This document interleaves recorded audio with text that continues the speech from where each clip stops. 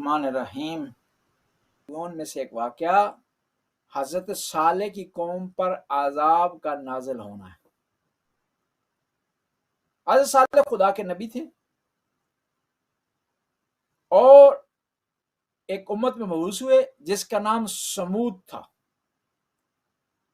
اور قرآن نے بھی کہا کہ یہ سمود قوم کی طرف حضرت صالح کو بھیجا گیا۔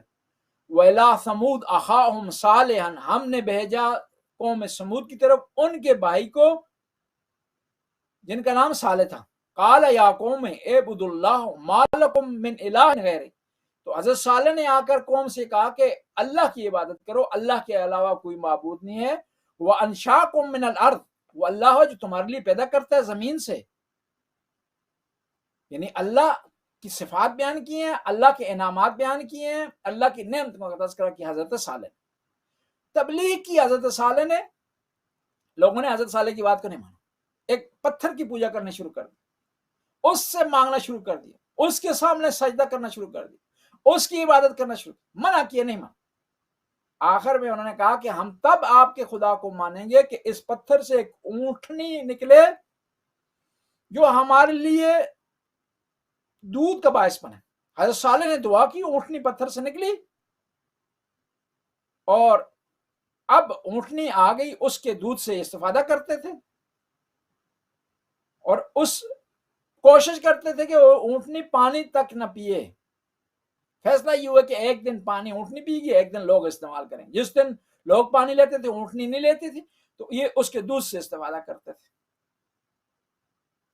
اتنی عظیم خدا کی بار میں اتنا عظیم معجزہ حضرت صالح نے دکھایا، اور یہ معجزہ نہ فقط معجزہ تھا بلکہ نعمت تھی سمود قوم کے لیے، کہ ان کے لیے دودھ کا انتظام کرتی تھی اونٹنی۔ انہوں نے کیا کیا کہ اس اونٹنی کو شہید کر دیا،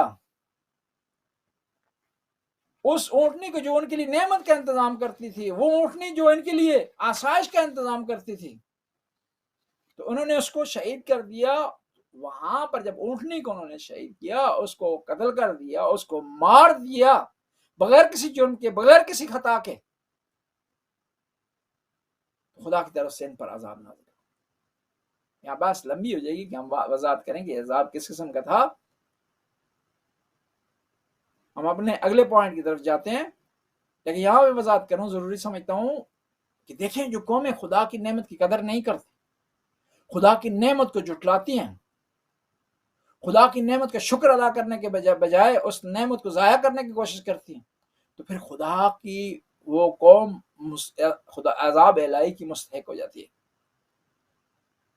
تو صالح کی قوم کے ساتھ بھی یہ ہوا، نعمت کی قدر نہیں کی، نعمت کو جھٹلایا، بلکہ نعمت پر ظلم و زیادتی کی، تو کیا وہ خدا کی طرف سے عذاب آ گیا۔